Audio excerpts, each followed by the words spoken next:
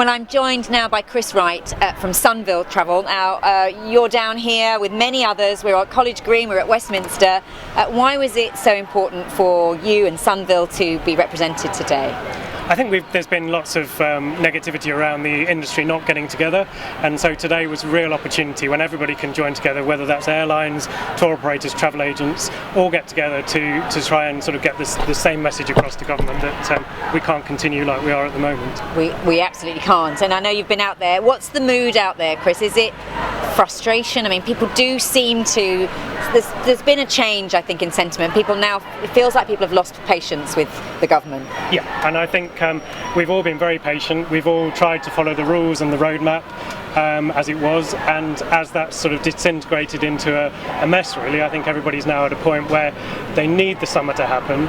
If the summer's not going to happen, we need to know about it so that we can plan ahead to try and get our businesses through to the other side. And I think there really needs to be, that's the message that people are trying to get across at the moment, is that whatever's the plan, we need to know about it, and we need some clarity, and we need a bit of open honesty from the government to say what they're actually trying to do so that we can plan towards that and get through the next few months. Yeah, and they are absolutely crucial, as you say. Now, you operate around a lot of Europe, and there's many destinations that, if you looked at the data, based on the government's own sort of criteria, they should be on the green list, and you should be taking people on holiday there. So that must also be a frustration for you. It is, and if you look at the Greek islands, the Greek government's done an amazing job in targeting vaccination around the islands, specifically on the advice from the UK government that if they did that, then they would isolate those islands and allow them to be categorised as green. And I think that's I've spoken to many destinations around Europe and around the world, and I think that's the frustration that they're up against, is that they think they're working with the UK government to come up with a plan, and then that plan's sort of taken away from us. So they're as frustrated that we're not sending people there in their hundreds and thousands as well. Of course, on the last review, Chris, there was a lot of leaked information and there was a lot of talk about what would be going onto the green list. We heard about Malta. We thought there would be some islands.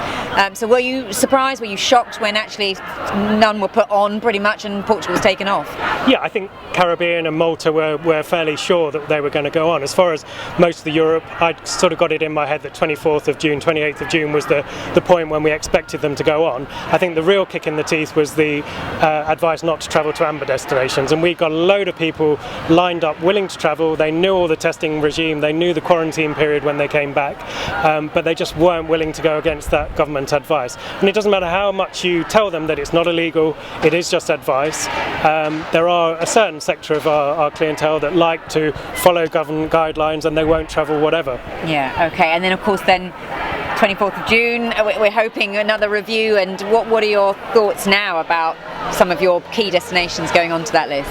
I swing from day to day, and I've given up trying to predict, but I think what we really need out of this review is some sort of guidance as to what's likely to happen on the 19th of July, and I think we've almost written off the next 3 weeks, but if we can have some clarity over what's going to happen on the 19th of July, whether that's double vaccinated people being allowed in from amber destinations, whether that's a roadmap to say these are the countries we're expecting to go on the green list on the 19th of July, I think that's the best we can hope for at the moment. And in terms of today's efforts, obviously we're hoping to get ministers out here to listen to these chants and the kind of the demands that we have.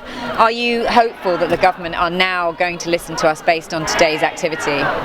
I think we've been quite clear, it's been quite clear all along that the government are working to whatever they feel is popular with the voters, and so no matter what happens here today, their minds are probably set. All we can hope for is that there are certain ministers across different parties within the government that will get that message back, and will slowly chip away and try and slowly change the perception of government that they really do need to come up with a solution that is going to either close the borders completely and go with what they feel the electorate want and come up with a support package that's going to assist us, or say it's fine to travel even if that's from the 19th of July, and this is our intention to open up things going forward. I think the thing we've got out of today is that it's brought everybody together. It's given a boost to morale. We've been working round the clock for the last 12-15 months without breaks, and I think it's brought everybody together, given them a real uplift. And if nothing else out of the day, that's what we've got. Exactly, and nice to see you in person, exactly, and to see everybody in the industry. And I know lots of people couldn't make it here today, but everyone's got behind it. Chris, we really wish you all the luck with what you're doing today and with your business, and let's hope, fingers crossed, we get a good outcome. Thank you.